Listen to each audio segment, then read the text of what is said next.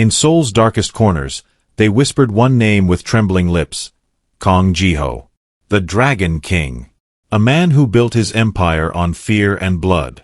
35 years old, impossibly wealthy, and absolutely ruthless. Presidents called him for favors. Generals avoided his path. Even other crime lords stepped aside when he walked through a room. But Ji-ho had a secret. A weakness nobody knew about. Every full moon, pain consumed him. His body would burn from the inside, muscles seizing, bones aching like they wanted to break free from his skin. Doctors across 5 countries examined him. They found nothing. Specialists gave him pills that turned him into a zombie.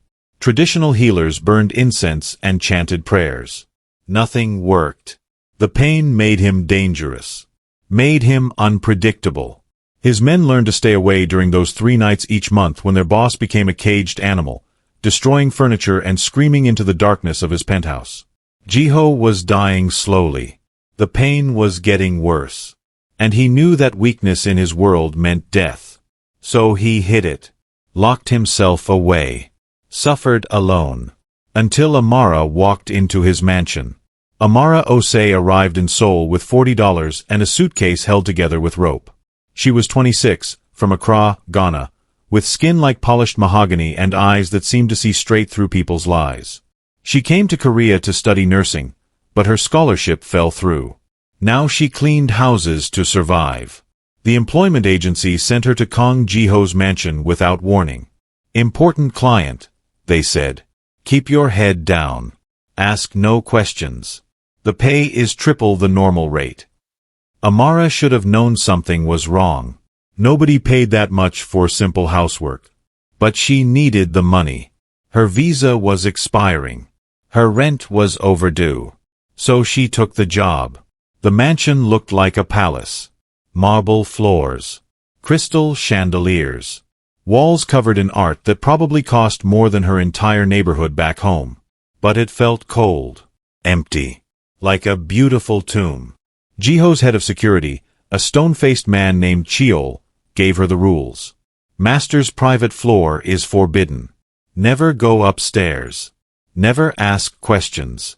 Never speak unless spoken to. Amara nodded. But she was already wondering what secrets hid behind those forbidden doors. For 2 weeks, Amara cleaned the mansion and saw Ji-ho only in passing.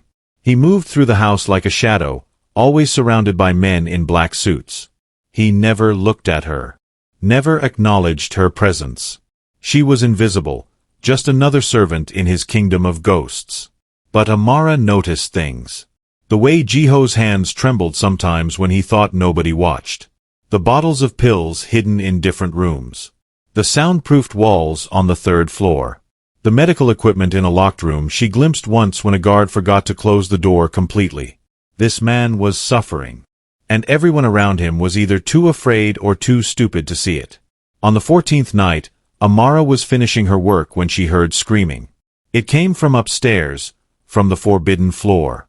Raw, agonized screaming that made her blood run cold.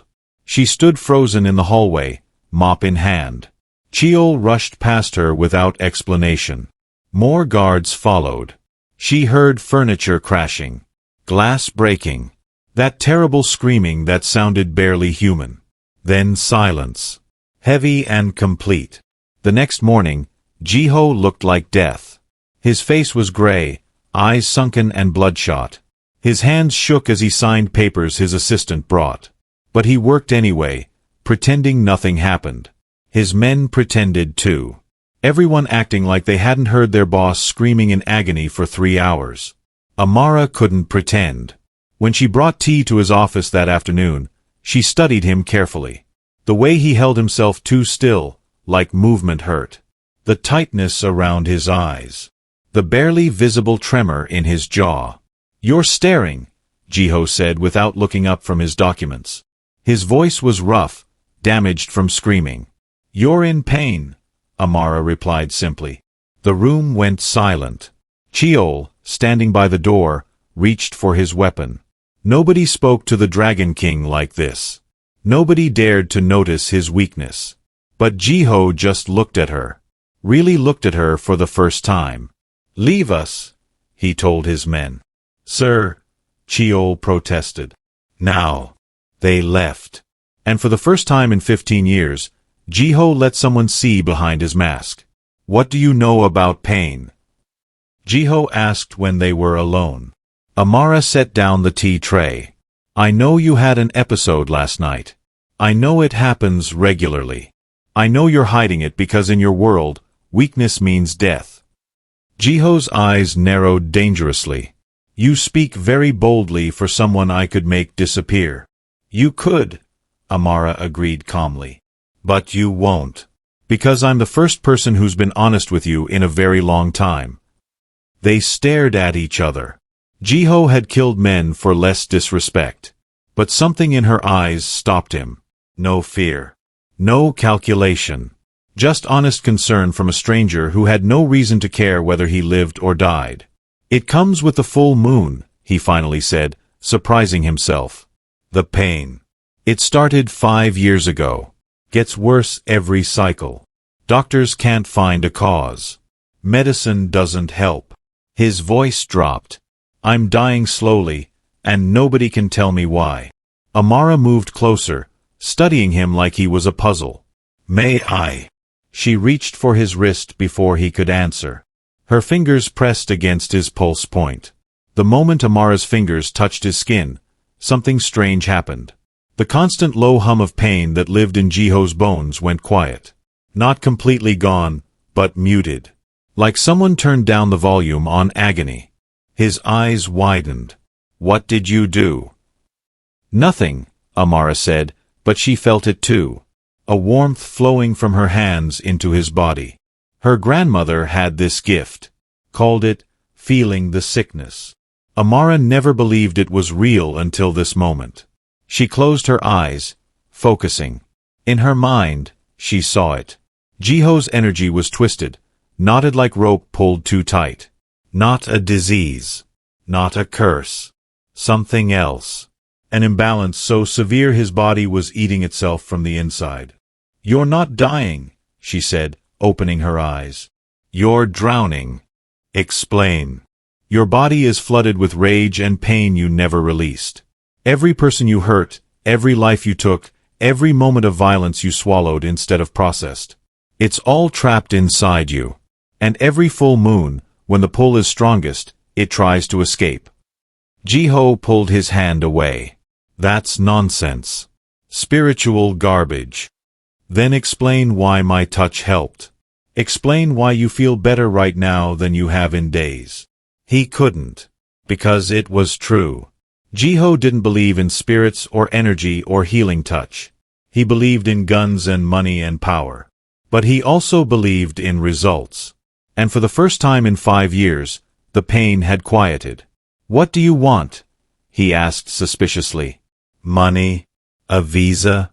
Everyone wants something. Amara smiled sadly. I want you to stop suffering. That's all. Why? You don't know me. I know pain, she said softly. I watched my mother die from cancer when I was 12. Watched her hurt for 2 years while we couldn't afford treatment. I became a nurse because I never wanted to feel that helpless again. So when I see someone suffering, I help. That's who I am. Jiho studied her for a long moment. In his world, kindness was always a trap. Generosity always had a price. But her eyes held no deception. Just honest compassion for a monster who probably didn't deserve it. The full moon is in 12 days, he said finally. If you can help me survive it without the pain, I'll pay you anything you want. I don't want payment. Then what? Let me try to heal you. Really heal you. Not just quiet the symptoms. It was insane. Impossible. But Jiho nodded anyway. For the next 12 days, Amara came to Jiho's private floor every evening. His men didn't like it. Cheol especially watched her with suspicious eyes. The mafia boss and the African maid, alone together for hours. What was happening behind those doors? The truth was stranger than any rumor. Amara had Jiho talk. Really talk. About his childhood in the slums. His father who beat him. His mother who died protecting him from gang violence when he was 9. The first man he killed at 15. The empire he built on bones and blood. Every life you took, Amara explained, left a mark on your soul. Your body is trying to reject all that darkness. That's what causes the pain. So what? I should feel guilty? Regret my choices? Jiho laughed bitterly. I'd be dead if I hadn't become what I am. I'm not asking you to regret survival, Amara said gently. I'm asking you to acknowledge the weight you carry. To release it instead of letting it poison you. She taught him breathing techniques her grandmother used. Made him sit in silence and feel his own body without fighting it. Massaged pressure points that shouldn't have mattered but somehow did. And slowly, impossibly, Jiho began to feel different. The full moon rose on the 12th night. Jiho stood by his bedroom window, watching it climb the sky, waiting for the pain to start. His men waited downstairs, ready for the screaming. They'd heard it 59 times before. This would be the 60th. But Amara sat beside him, her hand resting lightly on his arm. Breathe with me, she said softly. When the pain comes, don't fight it.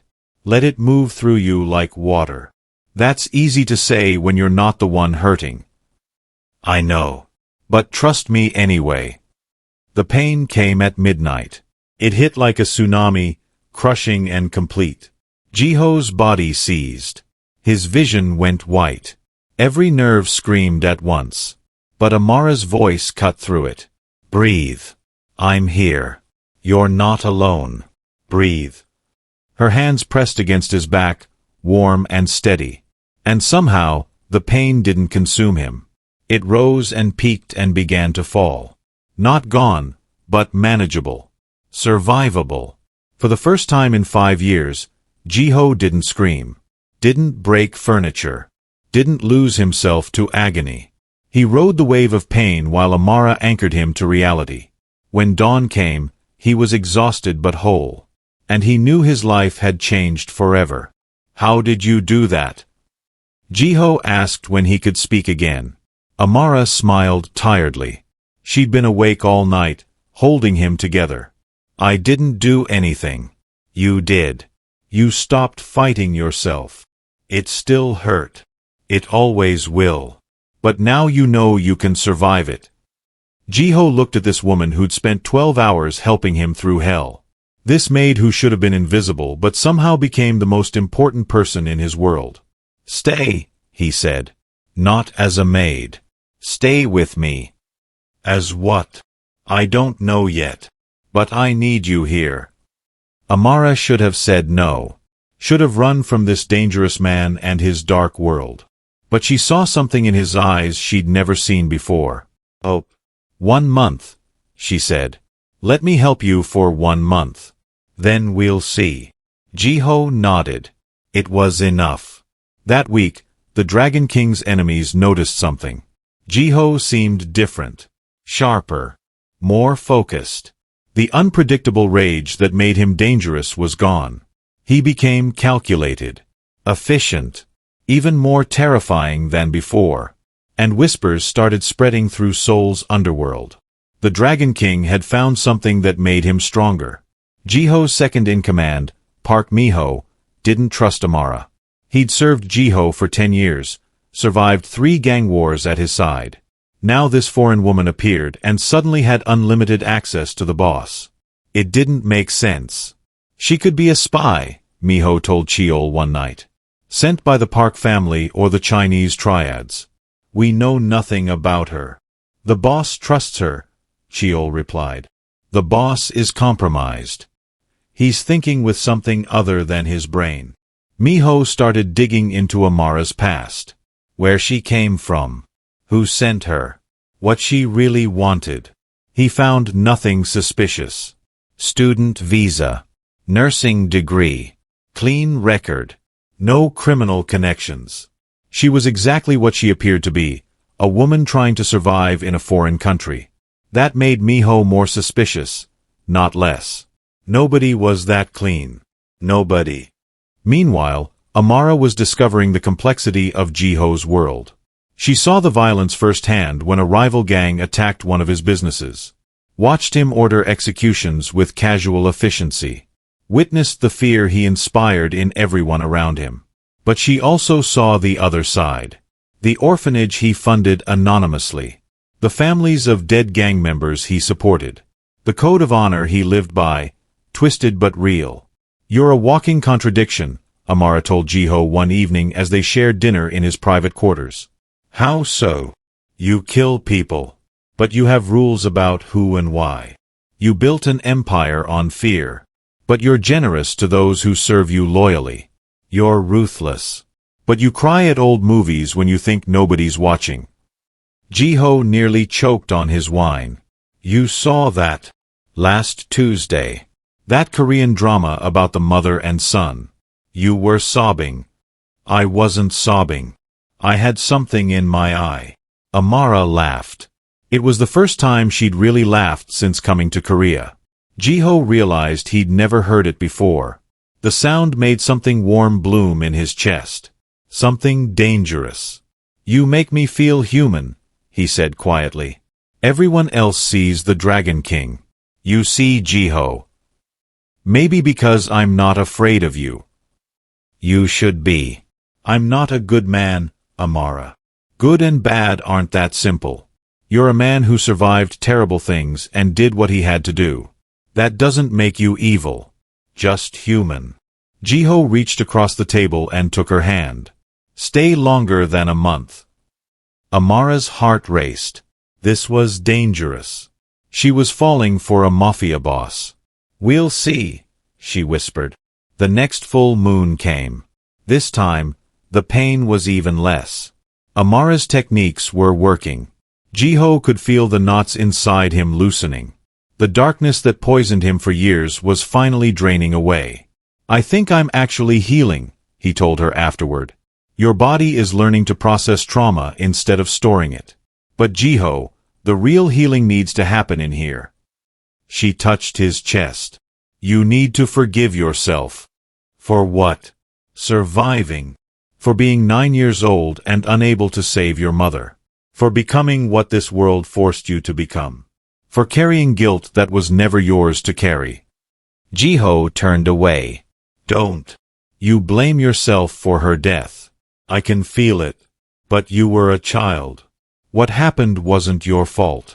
She died because of me." The words exploded from him. "She jumped in front of bullets meant for me. If I hadn't existed, she'd have wanted you to live. To thrive. Not to spend 35 years punishing yourself." Jiho's hands shook. Amara wrapped her arms around him from behind. "Let it go," she whispered. "The pain. The guilt. All of it. Let it go." And for the first time since he was 9 years old, Jiho wept. Miho made his move 3 weeks later. He couldn't find dirt on Amara, so he created it. Hired a woman who looked similar to her.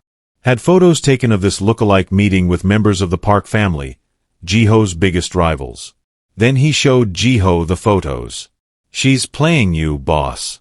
She's a spy." Jiho stared at the images. His face went cold. The Dragon King emerged, pushing aside the healing man Amara had been helping him become.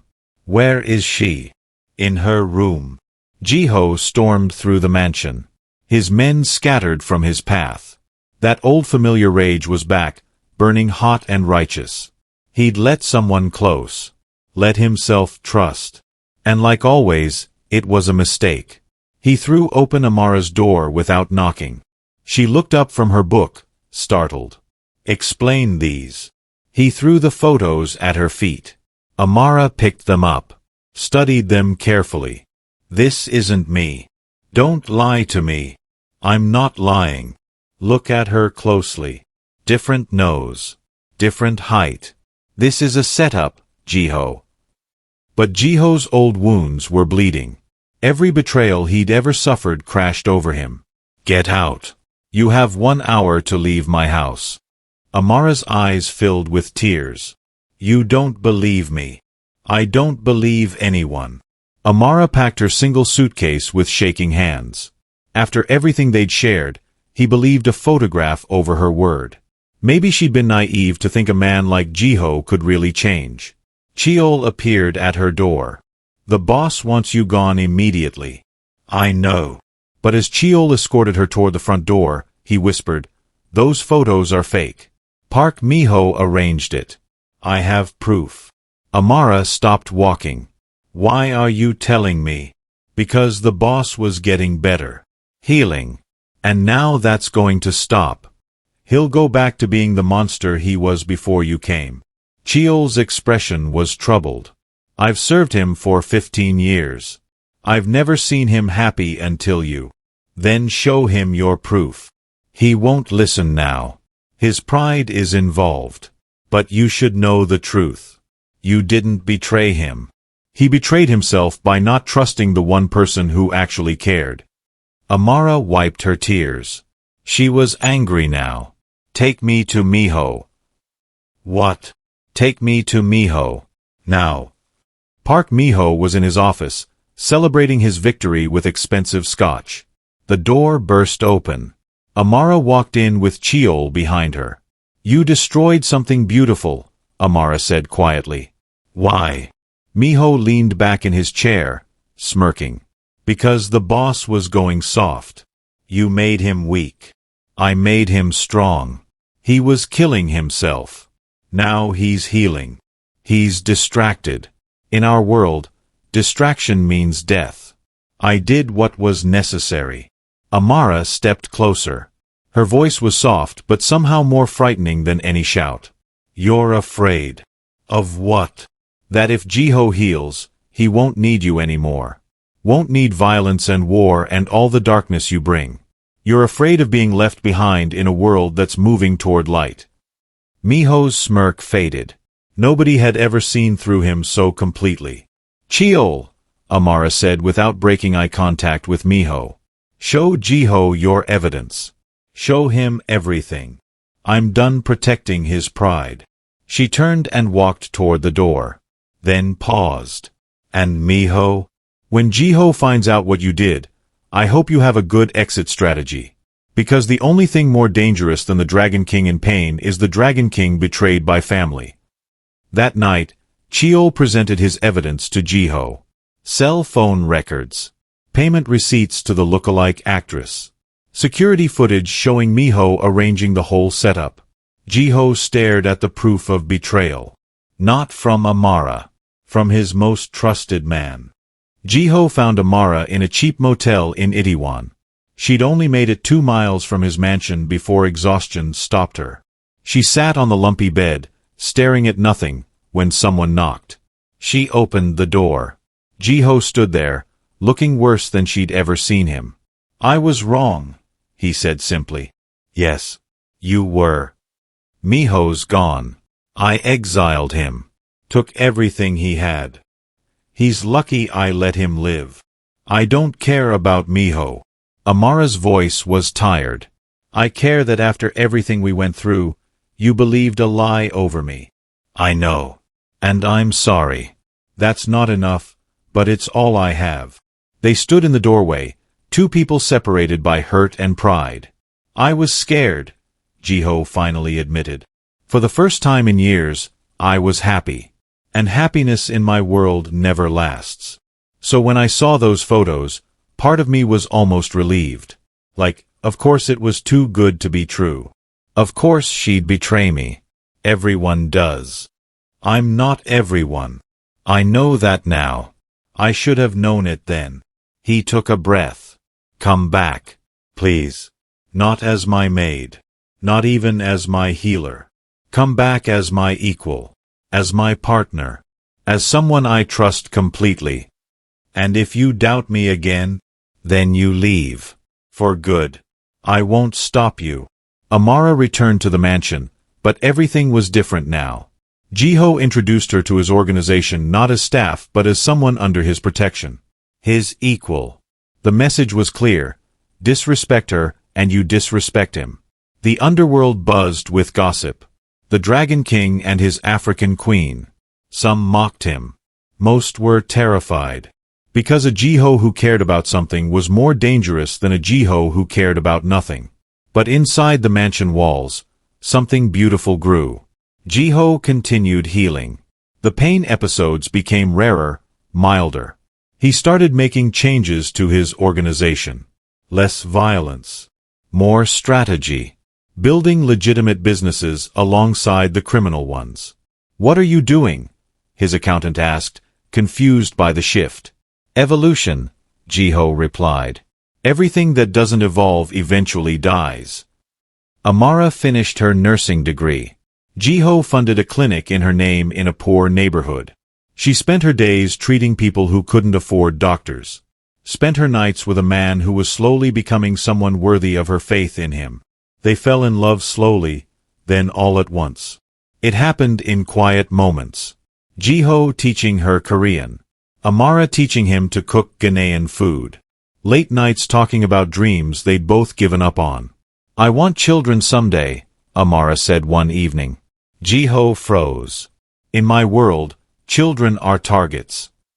"Then change your world." 6 months after Amara returned, on a cold December night, Jiho threw a party. He invited everyone who mattered in Seoul's underworld. Crime families, business partners, political allies, even some enemies. Amara wore a dress that blended Korean and Ghanaian styles. Silk and Kent cloth merged into something stunning. She stood beside Jiho as he addressed the gathered crowd. "Most of you know me as the Dragon King," Jiho began. "A man built on fear and violence. That man still exists. But he's not the only man I am anymore." Confused murmurs rippled through the crowd. "I'm announcing my retirement from active leadership. My organization will continue, but under new management. Legitimate management.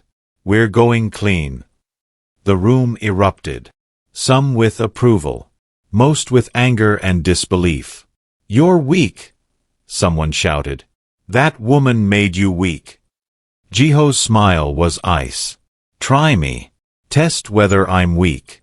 But do it knowing that I'm now thinking clearly for the first time in years. I'm more dangerous now than I ever was." Nobody challenged him. Even without the pain driving him to madness, the Dragon King's reputation held. "And one more thing," Jiho said, taking Amara's hand. "We're getting married." The wedding was unlike anything Seoul had seen. Korean tradition mixed with Ghanaian customs. Amara's family flew in from Accra. Her father, a pastor, looked terrified the entire time. Her mother kept asking if Amara was sure about marrying a gangster. "He's not just a gangster, Mama," Amara said. "He's a man who's choosing to be better. For me. For himself. For our future." The ceremony happened in Jiho's private garden. Cherry blossoms fell like snow. Amara wore white lace and Kent cloth. Jiho wore a traditional hanbok with African patterns embroidered in gold. When they exchanged vows, Jiho's voice shook. "You saved my life. Not by healing my body, but by seeing my soul when I'd forgotten I had one. I promise to spend every day earning the faith you placed in me." Amara smiled through tears. "I didn't save you. You saved yourself. I just held your hand while you did it." They kissed as husband and wife while two worlds watched. Some with joy. Some with judgment. All with fascination. That night, in their bedroom, Amara finally asked the question that had haunted her. "Do you think it's really over?" "The pain." "I think I traded one pain for another," Jiho replied, pulling her close. "The good kind. The kind that reminds you you're alive." Marriage changed them both. Jiho became softer, more open. He laughed easier, smiled more. His men barely recognized him. But they also noticed he was sharper in business. His legitimate enterprises thrived. The criminal elements he couldn't immediately eliminate, he managed more efficiently. Amara expanded her clinic. She hired 5 doctors. Started a mobile unit for homeless populations. Jiho funded everything without question. Watching her help people became his new addiction. "You know," he told her one morning, "I thought power was about control. Making people fear you. Taking what you want. And now, Now I think real power is building something that lasts. Something good. Legacy isn't about how much you take. It's about what you give. 1 year into their marriage, Amara got pregnant. Jiho's joy was terrifying in its intensity. He hired 6 bodyguards just for her. Baby-proofed the entire mansion. Read every parenting book in Korean and English. You're being ridiculous, Amara laughed, watching him install his 5th security camera in the nursery. My child will be safe. That's not negotiable. But old enemies don't forget. And some people never forgive success and happiness. Especially when it belongs to the Dragon King. The attack came on a Tuesday afternoon. Amara was at her clinic when armed men burst in. They wore masks. Moved with professional precision. Grabbed Amara before her guards could react. She was thrown into a van. Blindfolded. Driven for what felt like hours. When the blindfold came off, she was in a warehouse. Cold. Dark. Terrifying. A man stepped from the shadows. Park Miho. The second-in-command Jiho had exiled. You ruined my life, Miho said calmly. I gave Jiho 10 years. Bled for him. Killed for him. And he threw me away for you. He threw you away for betraying him. Same thing. Miho lit a cigarette. I want what's mine. My position. My money. My respect. And you're going to help me get it. How? Jiho will trade anything for you. Even his empire. Amara's heart raced. She was 6 months pregnant. Scared. But she'd survived worse. She'd survived poverty. Racism. Loneliness in a foreign country. She could survive this too. He'll kill you, she said simply. You know that, right? Even if he gives you everything, he'll hunt you down and kill you. Miho smiled. Maybe. But I'll die rich and respected. That's better than dying forgotten. He was insane. Amara saw it in his eyes. Jiho received the ransom video within an hour. Amara, tied to a chair, bruised but alive. Miho's voice. Your empire for your wife. You have 24 hours. The Dragon King returned. Not the healing man. Not the gentle husband. The monster soul used to fear. Jiho's eyes went dead. His voice dropped to a whisper that made his men shiver. Find them. Use everything. Every contact. Every favor owed. Every camera in this city. Find my wife. His network activated. Hundreds of people across Seoul started searching. Police on his payroll. Business owners with security cameras. Street informants. Even rival gangs helped. Nobody wanted a gang war.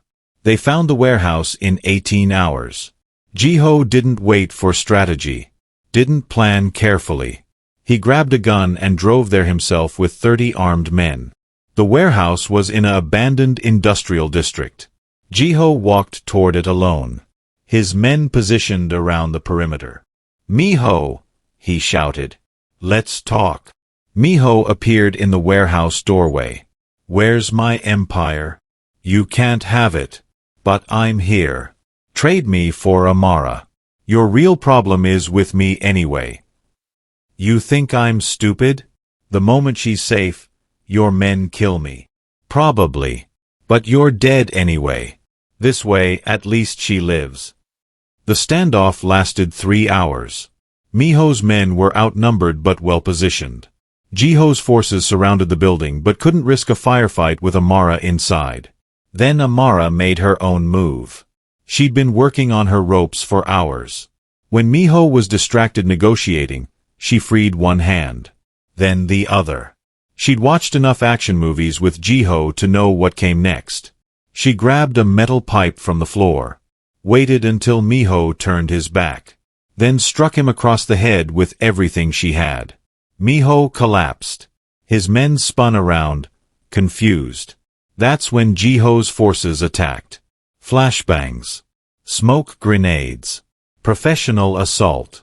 It was over in 90 seconds.